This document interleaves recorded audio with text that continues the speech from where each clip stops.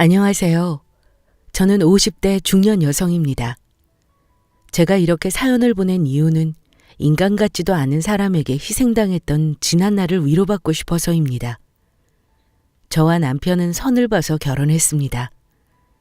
급하게 한 결혼이었지만 시댁이 잘 살아서 친정 부모님께서 좋아하셨고 사랑은 남편과 살면서 생길 거로 생각하고 식을 올렸습니다. 결혼하고 나서는 남들처럼 자식들도 낳고 살았죠. 어느 날 남편이 퇴근하고 심각한 표정으로 집에 들어왔습니다.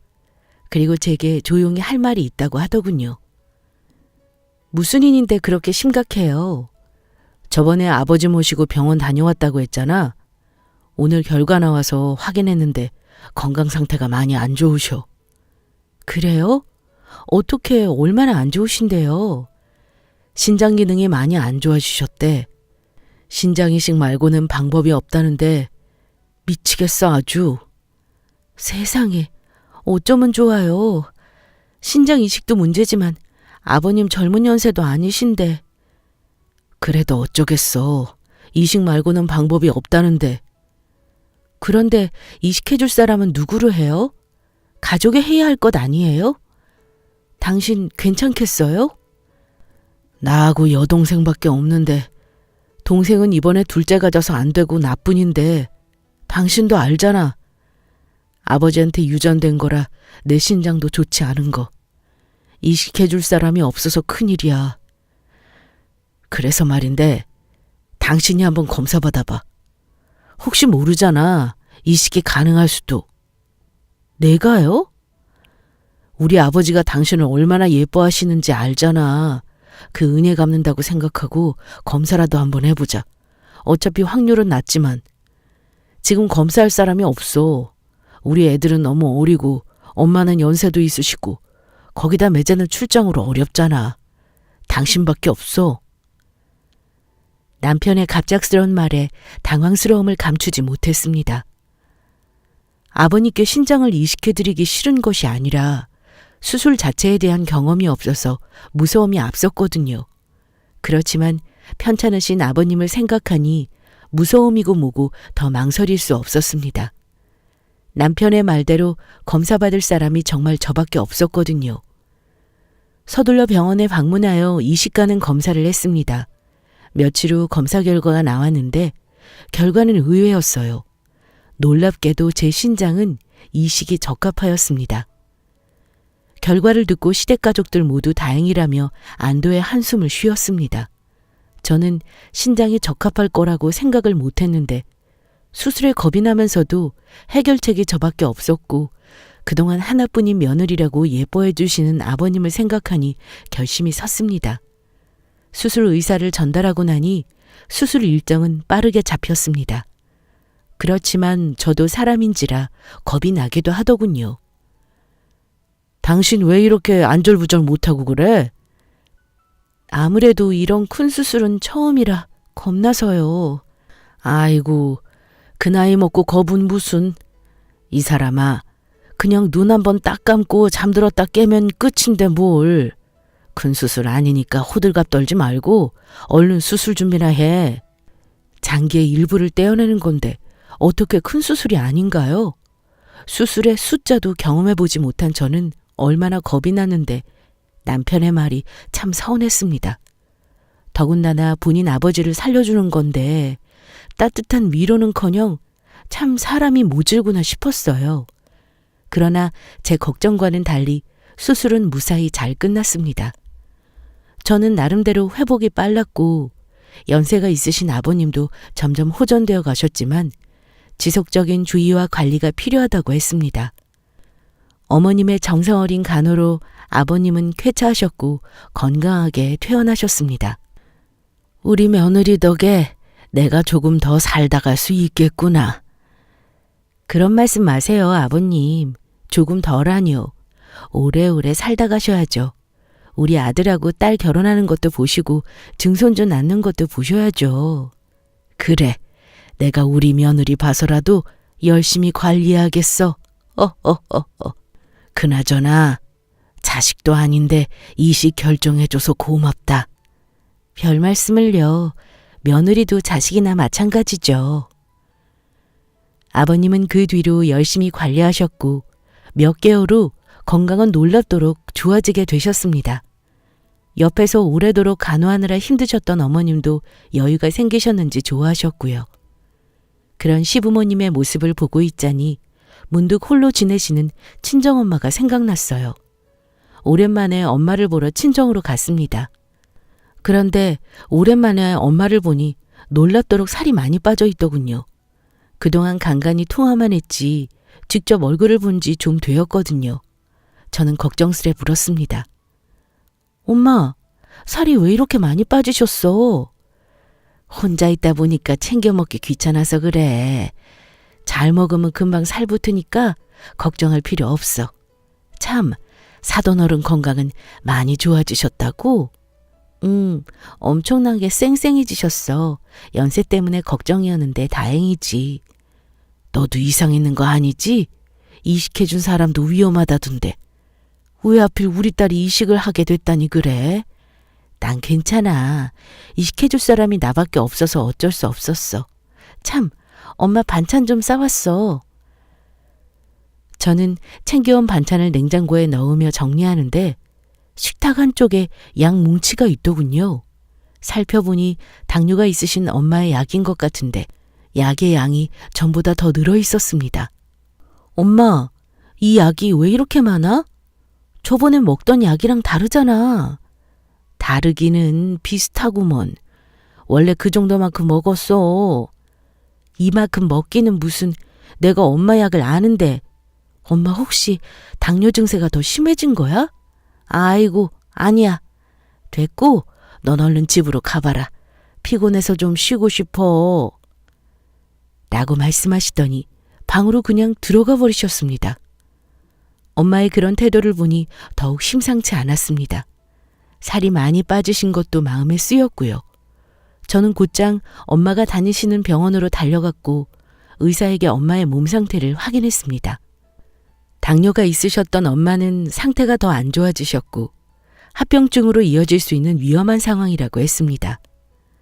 입원 치료를 권하였으나 엄마가 완강히 거부하셨다고 하더군요. 아무래도 제게 짐이 되기 싫으셨던 것 같았습니다. 저는 그런 엄마가 걱정되어 집에 가자마자 남편과 의논하고 싶었으나 남편은 역시나 집에 없더군요. 보통 퇴근하면 집으로 곧장 오는 사람인데 요즘 들어 무슨 모임을 하기 시작하더니 부쩍 집에 없는 날이 많아졌습니다. 심지어는 모임 사람들과 등산이나 낚시하러 다녀온다며 외박하는 날도 있었고요. 오늘도 늦게 오거나 외박할까 싶어 미리 할 이야기가 있다며 되도록 집에 빨리 오라고 했습니다. 그랬더니 버럭 화를 내더군요. 이 여편네가 미쳤나? 아, 왜 이렇게 보채고 난리야?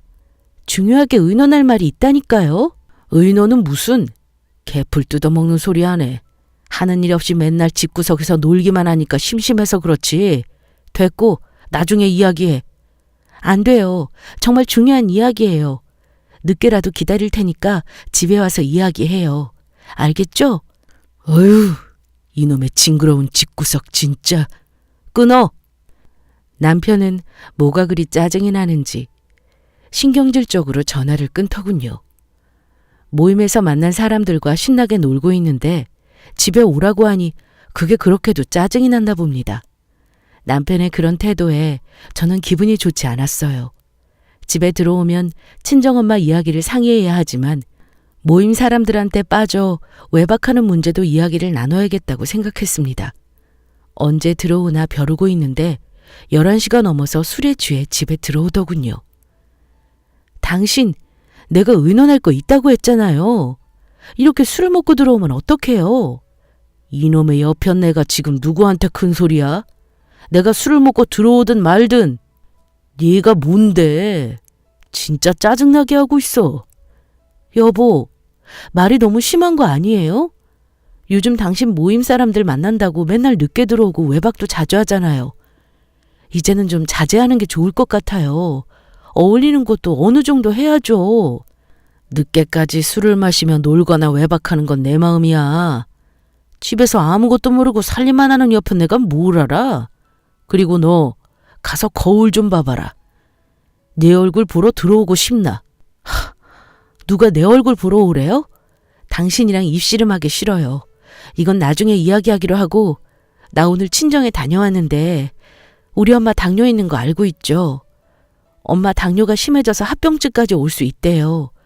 입원은 계속 거부하고 계시고요. 아무래도 걱정되어 집으로 모시고 와야 할 것 같아요. 뭐? 지금 병들어 아픈 내 엄마를 내가 모셔야 한다고? 이게 돌았나 어디서 미친 소리야? 그런 쓸데없는 미친 소리를 의논한다고 나보고 오라고 한 거야? 라고 말하며 순간적으로 제 뺨을 쳤습니다. 술에 취해 감정 조절이 어려웠는지 아니면 집에 빨리 오라는 말에 이미 기분이 상했던 것인지 친정엄마를 모셔야 한다는 말에 분노했어요. 그 모습을 본 아이들이 취하셨다고 그만하시라며 막아섰습니다. 다 큰 아이들 앞에서 이런 모습을 보이니 참 비참하더군요. 아들이 말리자 남편은 다 꼴보기 싫다며 집을 다시 나갔습니다. 그리고 며칠 동안 집에 들어오지 않았어요. 아무리 전화와 문자를 남겨도 연락 한 통 없었습니다. 저도 이와 같은 남편의 태도에 단단히 화가 났고요. 집에 들어오면 술에 취해 저지른 실수라도 쉽게 용서해주지 않으리라 생각했습니다. 며칠 후 남편이 집에 들어왔더군요. 그런데 들어오자마자 제게 서류 봉투를 하나 주었습니다.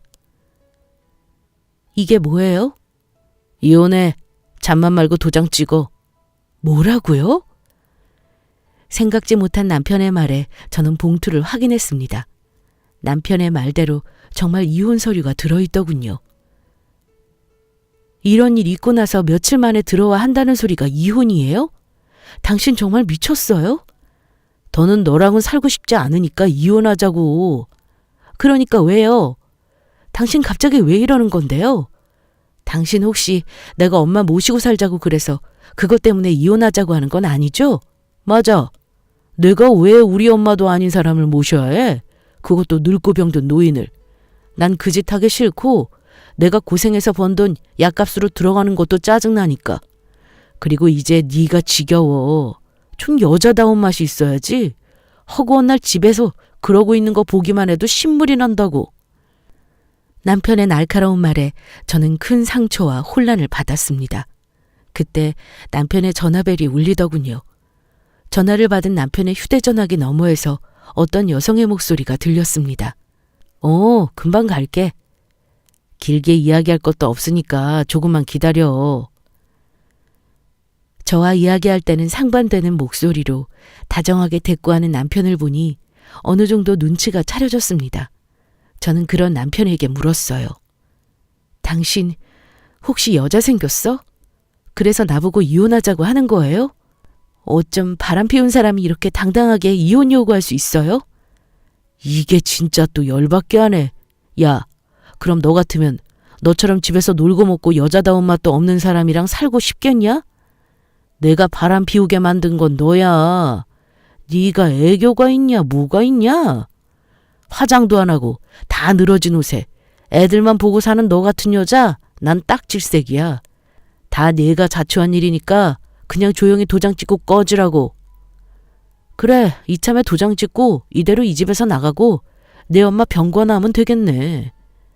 당신 정말 내가 그동안 당신한테 어떻게 했는데 애들 키우고 당신 내조하느라 나 자신 꾸밀 시간조차 없었다고요. 거기다 난 아버님 아프실 때 내 신장까지 떼어드렸고요. 나중에 무슨 천벌을 받으려고 나한테 이래요? 내가 하라고 등 떠밀었어? 나중에는 네가 하겠다고 그랬잖아. 벌은 내가 알아서 받을 테니까 일 시끄럽게 만들지 말고 내일까지 조용히 찍고 나가라. 위자료 조금이라도 받고 싶으면 내 말 듣는 게 좋을 거야. 남편은 그 말을 끝으로 그 여자를 만나러 가는 건지 나가버렸습니다. 저는 앞으로 이 일을 어쩌면 좋을지 막막해서 신세 한탄하며 넋놓고 울었습니다. 그동안 남편을 위해 희생한 제 자신이 참 초라하게 느껴졌어요. 그런 제 모습을 집으로 돌아온 아이들이 보았고 저는 남편이 바람나서 이혼하자고 한다고 이야기했어요. 자식들은 제 말에 분노하며 아빠라고 생각하고 싶지 않다고 원망했습니다. 엄마, 그냥 이혼해. 뭐하러 아빠 같은 사람이랑 살아. 엄마가 뭘 그렇게 잘못해서 아빠한테 이런 대접 받으면서 사냐고. 이참에 나, 엄마, 동생 이렇게 셋이서 지내자. 우리가 아빠 버리는 거야. 아니면 외할머니 몸도 안 좋으신데 할머니 댁에 가서 같이 모시자. 우리도 간호하는 거 도울게. 자식들에게 이런 모습을 보여주는 게 참 가슴 찢어지지만 아들의 말을 듣고서는 한편으로 고맙기도 하고 또 우리 아들이 언제 이렇게 다 커서 어른이 됐나 대견했습니다. 그리고 아들의 말이 맞기도 했어요. 저는 남편에게 희생할 필요 없었죠. 장모가 아프다는데 나 몰라라 막말하는 것도 기가 차고 바람난 주제 당당한 모습을 보고 오만정이 다 떨어졌습니다. 저는 그 길로 자식들과 짐을 싸서 엄마 집으로 갔어요. 갑작스러운 우리의 방문에 놀라셨지만 대강 이혼하겠다고 상황을 말씀드리니 속상해 하셨습니다.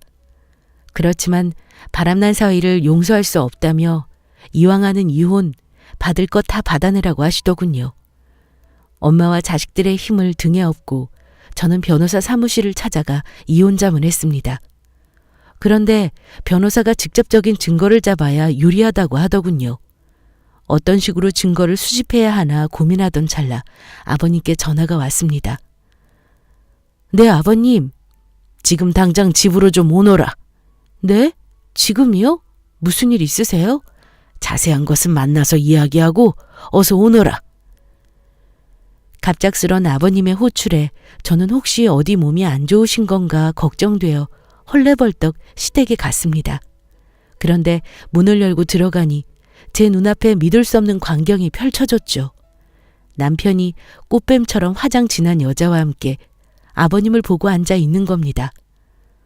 저 여자는 누구인가 싶다가 순간적으로 내연녀구나 싶었죠. 그때 머리를 스치면서 증거를 수집해야겠다고 생각했어요. 그리고 몰래 핸드폰으로 녹음을 시작했습니다. 남편은 저를 보고 놀라더니 소리를 질렀습니다. 아니, 네가 여길 어디라고 와? 내가 불렀다. 네? 아니, 아버지. 아버지가 저 사람을 왜요? 내 며느리 내가 부른다는데 뭐 잘못 있냐? 바람 피운 놈이 뭘 잘했다고 목청 한번 좋구나. 아이고, 아버지. 저 여자랑 이혼하고 새 출발한다니까요. 조금 전까지 이혼하고 이 사람과 결혼하는 거 허락해 주셨잖아요. 나 허락한 적 없다. 내 마음대로 하라고 했지. 머리 다 큰 자식 부모 말 들을 것도 아니고 기운 달려서 아들놈 두들겨 패서 사람 되게 할 생각도 없다. 그냥 너 하고 싶은 대로 하고 살아. 이혼하든지 어디서 굴러먹다 온 거랑 결혼하든지 마음대로 하라고. 대충 분위기를 살펴보니 남편은 저한테 이혼하자고 선언해놓고 저 몰래 내연녀를 시댁으로 데리고 와서 부모님께 인사시켜 드리려던 것이었습니다. 아직 이혼 도장은 찍지도 않았는데 벌써 저렇게 인사시켜 드리지 못해 안달인가 싶고 정말 꼴불견이더군요. 남편 옆에 딱 붙어 앉아있는 내연녀는 계속 저를 위아래로 훑어보며 노려보다 아버님께 콧소리 내며 말했어요. 아이, 아버님, 그러지 마시고 좋게 생각해 주세요. 요즘 마음 안 맞아서 뒤늦게 황혼 이혼하는 사람들 많아요. 어쩌면 오빠랑 저랑 운명인데 뒤늦게 만난 걸 수도 있고요. 이제부터 제가 아버님의 예쁜 며느리 되어드릴게요. 오빠랑도 재혼해서 행복하게 살고요. 얘가 왜 내 며느리가 돼? 나한테 며느리는 저기 서 있는 우리 며느리 하나밖에 없다. 어디서 되지도 않는 게 들어와서는 쓸모없는 소리 짓거려. 둘이 결혼식을 올리던 같이 동거를 하던 난 일절 관심 없으니까 알아서 해라. 대신 난 앞으로 아들 없다고 생각할 거다. 그리고 넌 왜 거기 그러고 서 있냐? 내가 잘못한 게 뭐 있다고. 할 말 있으니 이리 와서 앉아라. 불려우 같은 내연녀의 콧소리 가득한 목소리에 아버님은 아랑곳하지 않으시고 저 대신 쓴소리를 해주셨습니다. 그나마 조금 위안이 되더군요. 저는 아버님 앞에 가서 앉았어요. 그러자 아버님께서 뒤어있던 서랍에 봉투를 꺼내어 제게 건네주셨습니다. 이게 뭐예요, 아버님? 내가 너한테 줄 건 이것밖에 없구나. 그냥 내 마음이니 바꿔라. 아버님의 말씀에 어리둥절해하며 봉투를 열어보았어요. 봉투 안에는 종이 서류가 몇 장 있었는데 자세히 살펴보니 아버님 명의로 되어 있는 건물 서류였습니다. 저는 놀라서 눈이 커지고 입이 자연스럽게 벌어졌어요. 그 모습을 지켜보던 남편은 어떤 서류인가 궁금했는지 제 손에 들려있던 서류를 빼앗아 살펴보았습니다. 그리고는 아버님께 소리쳤죠. 아버지, 이게 뭐예요? 이거 이번에 저 주시기로 한 건물이잖아요. 그건 내가 이혼한다고 말하기 전에 해당하는 거고, 바람나서 조강지쳐 버리는 놈한테는 이 건물 못 준다. 그런 게 어디 있어요? 아버지, 저거 엄연히 아버지 자식인데 이 사람은 그저 며느리일 뿐이고 저랑 이혼하면 아무 상관없는 여자라고요. 이놈의 새끼가 불려한테 미쳐서 위아래도 없냐? 어디서 소리를 질러? 그리고 왜 아무런 상관이 없냐? 내 하나뿐인 며느리이고 내 손주들 엄마인데 너처럼 짐승만도 못한 놈은 앞으로 내 자식 안 하면 그만이다. 그러니까 이 건물을 우리 며느리한테 줄 것이야. 저는 아버님의 말씀을 듣고 서러웠던 마음이 위로받는 기분에 참았던 눈물이 또 터져나왔습니다. 그리고 아버님께 말씀드렸어요. 아버님, 이 사람 바람피고 저한테 이혼하자고 했을 때 정말 이 세상에 아무도 제 편은 없는 것처럼 느껴졌어요. 그런데 아버님께서 이렇게 든든히 지켜주시니 너무 감사하고 또 감사해요. 우리 착한 며느리 울지 말아라. 넌 잘못한 거 하나 없어. 그동안 얘가 가정에 얼마나 충실했는지 다 안다. 누가 뭐라고 해도 이 세상에 내 며느리는 너 하나밖에 없어. 그리고 앞으로 아들놈 없다 생각하고 널 딸처럼 생각할 거야. 넌 날 위해 신장도 기꺼이 떼어줬잖니. 그리고 그 건물은 어차피 나 죽으면 너희 물려주려고 했던 건데 자식 잘못 키운 내 죄와 더 살게 해준 목숨값을 이 건물로 갚으마. 그러니까 이딴 놈이랑 헤어지고 너 하고 싶은 대로 편히 한번 살아봐. 아니 아버지, 이런 법이 어디 있어요. 정말. 피는 물보다 진하다는데 제가 아무리 바람피고 이혼한다고 해도 저는 아버지 아들 아닙니까? 천륜이에요, 천륜. 넌 왜 그러고 서 있어? 네가 진짜 그 건물 받을 거야? 그래. 아버님께서 주신 건물 감사히 받을 거야. 믿고 살았던 남편은 바람나서 이혼하자 그러고 우리 엄마는 몸이 편찮으셔. 그러니 난 아버님이 주신 건물로 남은 인생 행복하게 지낼 거라고. 그동안 너한테만 맞추고 살았고 애들 키우느라 못난 남편 내조하느라 내 인생 제대로 누리며 보낸 적 없어. 앞으로 나도 아버님 말씀처럼 내가 하고 싶은 거 다 해보면서 살 거야. 막상 이렇게 되고 보니 이혼하자고 한 거 말 잘했어. 처음으로 당신한테 고마운 일이 생겼네. 저는 남편에게 결혼 후 처음으로 고마운 마음을 갖고 시부모님께 인사를 드리고 일어섰습니다. 그러자 남편이 갑자기 벌떡 일어나 제 앞으로 와서 무릎 꿇고 제 바지가랑이를 붙잡더군요. 여보, 내가 잘못했어. 내가 잠시 미쳤었나 봐. 아무리 여자한테 미쳐도 조강지처를 잇는 게 아닌데 내가 정말 머리가 어떻게 됐나 봐. 우리 아버지 아프셨을 때 당신이 신장도 떼어줬는데 내가 그 은혜도 모르고 당신한테 너무 큰 죄를 지었어. 나 한 번만 용서해줘. 저 여자랑은 그렇게 깊은 사이 아니야. 지금 당장이라도 헤어질 수 있어. 남편의 말을 듣고 있던 내연녀는 벌떡 일어나 남편의 뺨을 세게 때렸습니다. 미친놈. 너같이 찌질한 새끼 나도 싫어. 아내한테 건물 떨어지니까 쪼르르 가서 붙냐? 너 같은 걸 만난 내가 미친년이지. 어휴, 재수가 없으려니. 라고 말하고는 그 길로 집을 나갔습니다. 남편은 맞은 뺨을 어루만지더니 저를 더욱 애초롭게 보며 눈물을 글썽거리더군요. 여보, 나 정말 앞으로 잘할게. 이제 내 인생에 여자는 당신밖에 없다고 생각하면서 살게. 장모님 몸도 안 좋으신데 당신만 용서하면 내가 장모님 병간호 다 할게. 당신은 신경 쓰지 말고 하고 싶은 거 다 하면서 살아. 정말 너란 인간 질리는구나. 정말 저 여자 말처럼 아버님이 검을 물려주신다니까 지금 나한테 이러는 거야? 너 정말 사람 맞니? 양심이라는 게 있어? 건물 때문에 꼭 그런 것만은 아닌데, 솔직하게 말하면 실은 아버지가 몇 달 전부터 건물 물려주신다고 그래서 하던 일도 다 그만두고 사업하려고 여기저기 시작한 일도 있고, 그런데 이미 일은 저질렀는데 자금이 있어야지. 당신이 이번 한 번만 눈 딱 감고 그냥 용서해주면 내가 앞으로 당신 호강시켜주면서 행복하게 해줄게. 앞으로 절대 딴짓 안 하고 늦게나마 가정에 충실한 남편 되도록 노력할 거야.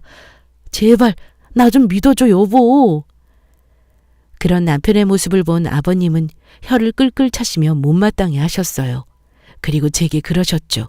아가, 사람 고쳐 쓰는 거 아니라더라. 내가 다시 못난 놈 받아준다고 하면 어쩔 수 없는 거지만 난 얘가 더 이상 이놈 때문에 마음고생하지 말고 남은 인생 행복하게 즐겼으면 좋겠구나. 이식하기 전에 죽을 날 받아놓고 살면서 인생이 얼마나 허무하던지 넌 나처럼 그런 허무함 느끼지 말고 제대로 한번 즐기면서 살아. 아버님의 말씀에 저는 더욱 자신감 갖고 남편의 손을 뿌리쳤습니다. 들었지? 사람 고쳐 쓰는 거 아니래. 잘하려면 진작에 잘해야지. 버스는 떠났고 지난 버스는 되돌아오지 않아. 이젠 내가 말할게. 우리 이혼해. 잔말 말고 도장 찍는 게 좋을 거야. 그나마 손톱만큼 남아있는 정으로 위자료는 건물로 퉁칠 테니까. 그렇게 남편에게 이혼하자고 말하고 집을 나왔습니다. 친정으로 돌아와서 가족들에게 모든 것을 말했고 아들은 쌤통이라며 좋아했어요. 그리고 남편에게 합의 이혼을 요구했지만 자신은 절대 이혼 못한다며 난리를 쳤고 평소 잘 오지도 않던 친정집 앞까지 찾아와 무릎 꿇고 용서해달라고 빌고 있습니다. 그런 남편을 보고 엄마는 소금을 왕창 뿌리며 썩 꺼지라고 하셨고요. 저는 이혼하기 싫다는 남편에게 이혼 소송을 걸었습니다. 증거도 확실하니 결과는 뻔하지만요. 아들과 딸도 저런 사람은 아빠도 아니라며 평생 보고 싶지 않다고 하더군요. 아버님이 물려주신 건물로 우리는 여유로운 생활을 누리는 중입니다. 남편은 무턱대고 시작한 사업 자금을 메꾸느라 허덕이고 있다고 하더군요. 참 쌤통이에요. 더는 남편 모습 보고 싶지 않아 엄마 모시고 더 좋은 곳으로 이사까지 했습니다. 앞으로 제가 하고 싶은 일 하면서 엄마 그리고 우리 자식들과 행복하게 꽃 피우며 지내보렵니다. 지금까지 저의 이야기 들어주셔서 감사해요.